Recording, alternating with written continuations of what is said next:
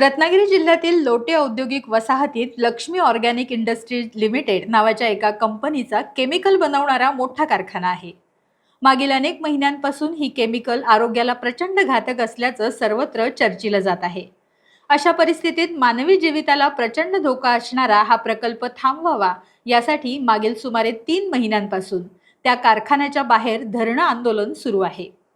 कोकणातील ज्येष्ठ धडाडीचे नेते श्री अशोकराव जाधव आणि श्री राजेंद्र आंबरे हे 21 जानेवारी 2026 पासून तिथं सलग 76 दिवस धरणं आंदोलन करत आहेत। श्री अशोकराव जाधव आणि श्री राजेंद्र आंबरे हे जनहितासाठी सदैव तळमळीने कार्य करणारे सचोटीचे आणि प्रामाणिक नेते म्हणून ओळखले जातात। सुमारे 2.5 महिने कंपनीच्या बाहेर आंदोलन सुरू असूनही कंपनी दाद देत नाही। मी अशोकराव जाधव। आजचा 59वा दिवस आहे।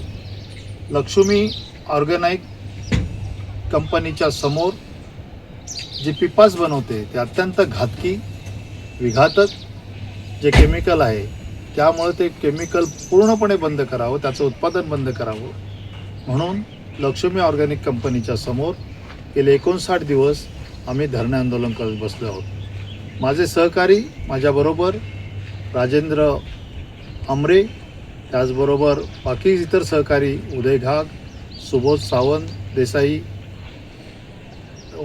साळवी वकील, मुजावर, आणखीन अशी बरीच मंडळी आम्ही सगळे चाळके असे एकत्र बसलो आहोत। यापैकी सतत 59 दिवस मी आणि राजेंद्र आंबरे बसलो आहोत। आमची मागणी एकच आहे की पिपास अत्यंत घातकी उत्पादन आहे, ते बंद करावं। याबाबत कालच माझ्या पाहण्यात आलं, व्हिडिओ क्लिप मी पाहिली। कालच या जिल्ह्याचे उद्योगमंत्री माननीय उदयजी सामंत यांनी चिपळूणमध्ये एक पत्रकार परिषद घेतली। त्या पत्रकार परिषदेमध्ये त्यांनी जी भूमिका मांडली ती अत्यंत अव्यवहार्य आहे। त्यांनी काही मुद्दे सांगितले, ते असे सांगितले की माननीय भाई जगताप यांनी विधान परिषदेमध्ये प्रश्न मांडला, त्याला पर्यावरण मंत्री पंकजा मुंडे यांनी उत्तर दिलं। त्या उत्तरात त्यांनी स्पष्टपणे सांगितलं होतं की या पिपासचं विघटन आणि नष्ट करण्याची पद्धत आपल्याकडे अवलंबून नाही, आपल्याकडे नाहीच आहे। अवलंबून म्हणण्यापेक्षा ते आपल्याकडं भारतातच कुठे नाही असं त्यांनी सांगितलं।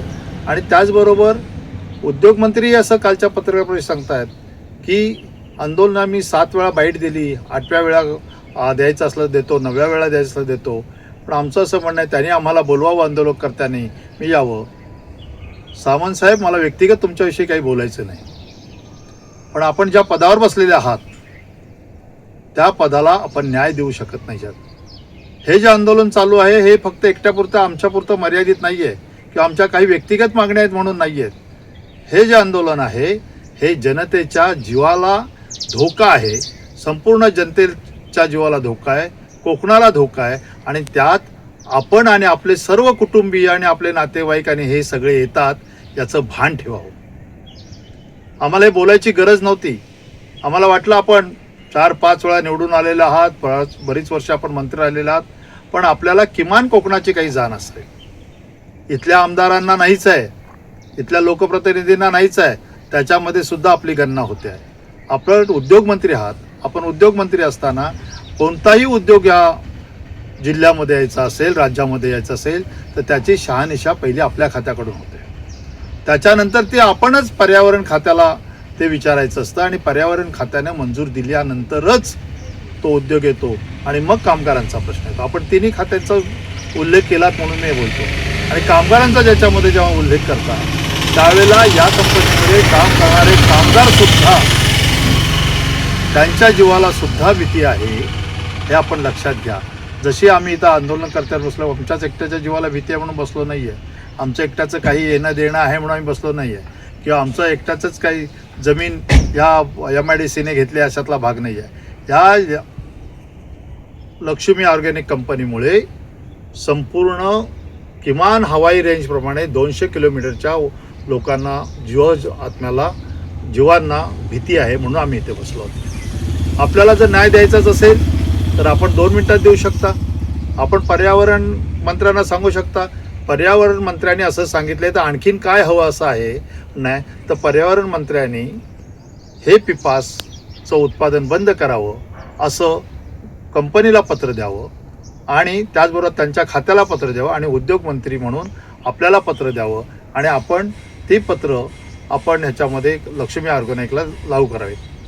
या जिल्ह्याचे कलेक्टर ज्यांच्याकडे 100च्या वर कमिटी आहे त्याचे अध्यक्ष असतात, पण ते इतके विकलांग झालेले आहेत, मी मानसिकदृष्ट्या विकलांग म्हणतोय, की त्यांना निर्णय घेण्याचा अधिकारच नाही. ते सांगतात हे आता माझ्या हातात राहिलेलं नाही. ह्या जिल्ह्याचे कलेक्टर कायसाठी? आपण मग त्या पदावर राहू तरी नका किंवा दुसऱ्या कोणाला तरी ठेवा. या जिल्ह्याचे एक सुपुत्र जे प्रदूषण महामंडळाच्या महाराष्ट्राच्या अध्यक्षपदावर आहेत, त्यांनाही असं कधी वाटलं नाही की आपण आपल्या जीवालाही धोका आहे, ते इथून 40-50 किलोमीटरवरच राहतात, धोका आहे, तरी आपण हे बंद करावे. आपण सर्वजण भ्रष्ट आहात, मी जाहीरपणे आरोप करतो. आणि हे सगळं लक्ष्मी ऑर्गॅनिक उभी राहिलेली आहे, ही भ्रष्टाचारातून उभी राहिलेली आहे. ज्या ह्याच्यामध्ये इटलीमध्ये 3.5 लाख लोक बाधित झाले, 4,000 लोक मृत पावले, याच्यापेक्षा तुम्हाला कुठला मोठा पुरावा हवा आहे? आणि तुम्ही काय सांगता की अजून आपल्याकडे ती ही नाही आहे, प्रोसेस नाही आहे कंप्लीट झालेली, आणि तुम्ही आम्हाला हे सांगता की ह्याच्या पलीकडे आम्ही काय करणार आहोत? काय करणार म्हणजे तुमचा अधिकार असेल, तुमचा अधिकार आहे असं तुम्ही मान्य करता. तुम्ही या जिल्ह्याचे पालकमंत्री आहात, मालक नाहीत. पालकाची जबाबदारी आहे की ज्याने आपल्या पाल्यांना सुरक्षित ठेवण्याची. आपण मालक असल्यासारखे आणि बाकी सगळी जनता गुलाम असल्यासारखे वागतात, ते निषेधार्थ आहे. उदयजी सामंत, आम्ही आपणाला जाहीरपणे सांगू इच्छितो की आपण ही लक्ष्मी ऑर्गॅनिक कंपनी बंद करा आणि त्याबरोबर सगळ्या आमचेच नाही आमच्या सहित सगळ्या जनतेचे दुवा आपण मिळवा आणि आपण त्याच्यामध्ये शिवाय आणि हे कोकण वाचवा, हे पर्यावरण पूरक काम आपण करावं अशी आमची विनंती आहे. जय हिंद, जय महाराष्ट्र. या कंपनीच्या झोटिंगशाहीची आज रत्नागिरीतील पत्रकारांना चुणूक पाहायला मिळाली. ही लक्ष्मी ऑर्गॅनिक कंपनी आणि पिफास केमिकल यांच्या विरोधात सोमवारी दिनांक 6 एप्रिल 2026 रोजी लोटे इथं जनमोर्चाचं आयोजन करण्यात आलं आहे. कोकण नागरी संघर्ष समिती आणि लोटे पंचक्रोशी पर्यावरण संरक्षण समिती यांच्यातर्फे तसंच परिसरातील सुजाण नागरिक यांच्या संयुक्त विद्यमानं हा भव्य मोर्चा काढण्यात यायचा आहे. जनतेचा हा मोर्चा जाहीर होताच कंपनीचे अधिकारी जागे झाले आणि त्यांनी आज रत्नागिरीत पत्रकार परिषद घेतली. या पत्रकार परिषदेची निमंत्रणं मिळाल्यानं पत्रकार तिथे गेले असता त्यांना धक्का बसला. पत्रकारांची 3 वेळा कसून तपासणी करण्यात आली. अमेरिकन अध्यक्षांची पत्रकार परिषद असेल तरीही पत्रकारांची अशी 3 वेळा कसून तपासणी केली जात नाही. तिथं रत्नागिरी जिल्ह्याचे खुद्द DYSP आणि मोठा पोलीस फौजफाटा खडा होता. एवढंच नव्हे तर SRP सारखा ड्रेस घातलेले काही कमांडो देखील तिथं होते. एक मोठी पोलीस व्हॅन उभी होती. पत्रकार परिषदेला येणारा पत्रकार आहेत की खतरनाक नक्षलवादी आहेत असा प्रश्न पडावा अशी सारी परिस्थिती होती. एवढंच नव्हे तर मोर्चामध्ये सहभागी होणारे जे जनतेचे नेते आहेत त्यांना 4 दिवस अगोदरच नोटिसा काढण्यात आल्या. कंपनी खाजगी असताना तुम्ही काय म्हणून मोर्चा काढता असा सवाल त्यांना करण्यात आला. तेव्हा प्रदूषणकारी कंपनीवर मोर्चा काढायचा नाही तर मग कोणा पुढाऱ्याच्या घरावर मोर्चा काढायचा ते सांगा असा सवाल आता जनतेतून केला जात आहे. या कंपनीच्या पाठीशी कुणीतरी बडे पुढारी आहेत आणि ते सातत्याने या कंपनीला पाठीशी घालत आहेत असं मागील अनेक महिन्यांपासून परशुराम भूमीतील सर्वसामान्य माणसाला जाणवत असून जनतेत आता तसं खुलेआम बोललं जाऊ लागलं आहे. नेमकी भानगड काय? या कंपनीला कुणी नरपुंगव जर पाठीशी घालत असतील तर ते का पाठीशी घालत आहेत हे जनतेला आता समजेनासं झालं आहे. टाइम्स डिजिटलला लाईक करा, शेअर करा, सबस्क्राईब करा आणि बेल आयकॉन दाबायला विसरू नका. Times digital.